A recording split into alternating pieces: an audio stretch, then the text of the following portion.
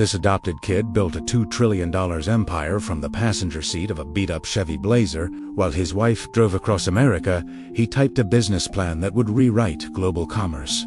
30 years later, his company makes over $1.2 million every single minute, not from flashy ads or viral products, but from a strategy so relentless it crushed entire industries and quietly took control of the cloud, retail, entertainment, logistics, even your living room. Regulators prepared to confront him. Critics sharpened their knives.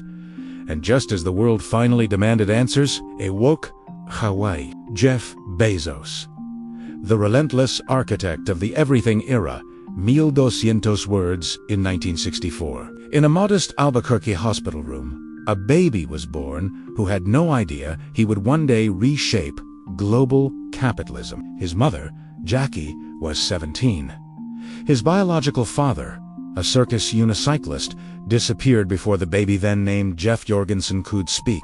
But destiny had other plans. A few years later, Jackie married Miguel Mike Bezos, a Cuban immigrant who adopted Jeff and gave him a new name, a new identity, and, unknowingly, the foundation for a story that would stretch far beyond anything imaginable at the time. Jeff Bezos grew up unusually curious, part scientist, part dreamer. He took apart the family crib with a screwdriver because he wanted a real bed. He built contraptions in the garage, devoured books, aced every test, and spent endless hours staring into the night sky like he was searching for a blueprint to the future. At his high school graduation, he declared he wanted to build space colonies. People clapped, unsure if they were witnessing genius or teenage delusion. Bezos attended Princeton, double majoring in electrical engineering and computer science. He graduated at the top of his class, fueled by logic, caffeine, and a drive that seemed a little beyond human. He wasn't the social star of campus, but he had a charisma that came from intensity. Diffident Terminator is how one classmate later described him. After college, Bezos floated through high-paying jobs, eventually landing at D.E. Shaw, a hedge fund obsessed with big ideas and brilliant misfits. Bezos thrived. By 30, he was a senior vice president, working directly with founder David Shaw, a man renowned for thinking several moves ahead of everyone else. It was also at D.E. Shaw that Bezos met Mackenzie Tuttle, a gifted writer who shared his appetite for adventure. They dated for 3 months and got engaged. She believed in him deeply on.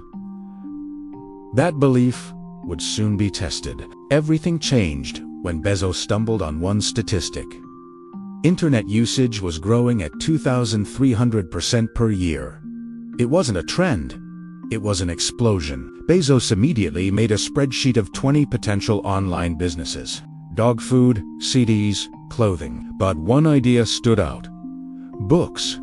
Millions of titles, easily shippable, and already standardized. Books weren't the goal, they were the gateway. Quitting his prestigious Wall Street job to sell books online sounded insane. Even David Shaw told him, "This is a great idea for someone who doesn't already have a good job." But Bezos followed a rule he lived by. Minimize regret. He quit. He and Mackenzie packed their life into a beat-up Chevy Blazer and drove cross-country to Seattle. While she drove, Bezos typed the Amazon business plan in the passenger seat. Mile after mile, rest stop after rest stop, the foundation of a $1 trillion empire took shape. His early name ideas were questionable, cadaver until a lawyer misheard it as cadaver. Relentless, which he loved so much he bought the domain. And to this day, relentless.com still redirects to Amazon. Finally, he settled on Amazon Day, largest river in the world, because he intended to build the largest store in the world. In 1994, Bezos launched Amazon with $10,000 from his parents, money they admitted could have vaporized their retirement savings. The first office was a tiny garage. The desks were made from doors, cheap, functional, symbolic. Bezos preached frugality as a religion.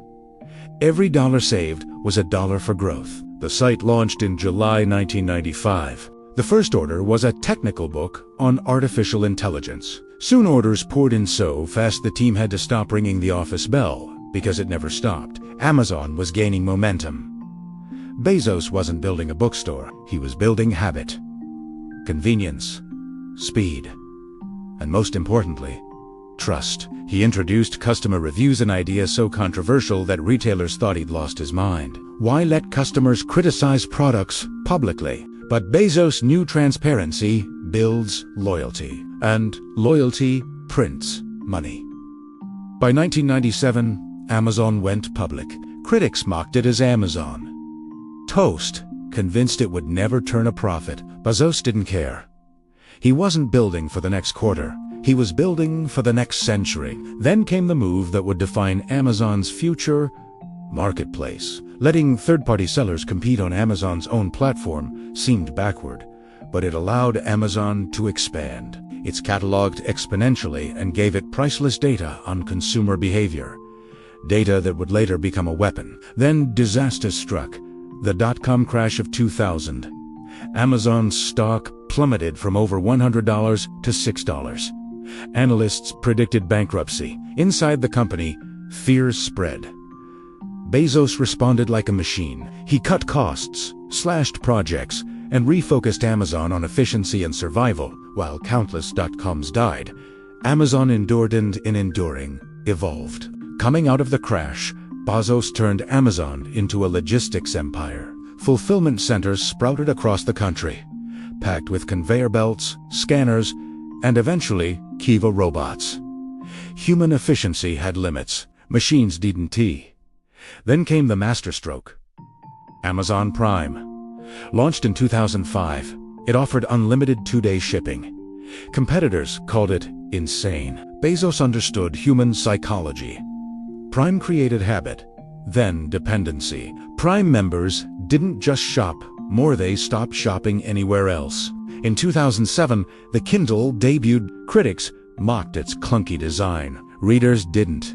The Kindle didn't just sell books, it rewrote the publishing industry. Bookstores collapsed. Publishers scrambled.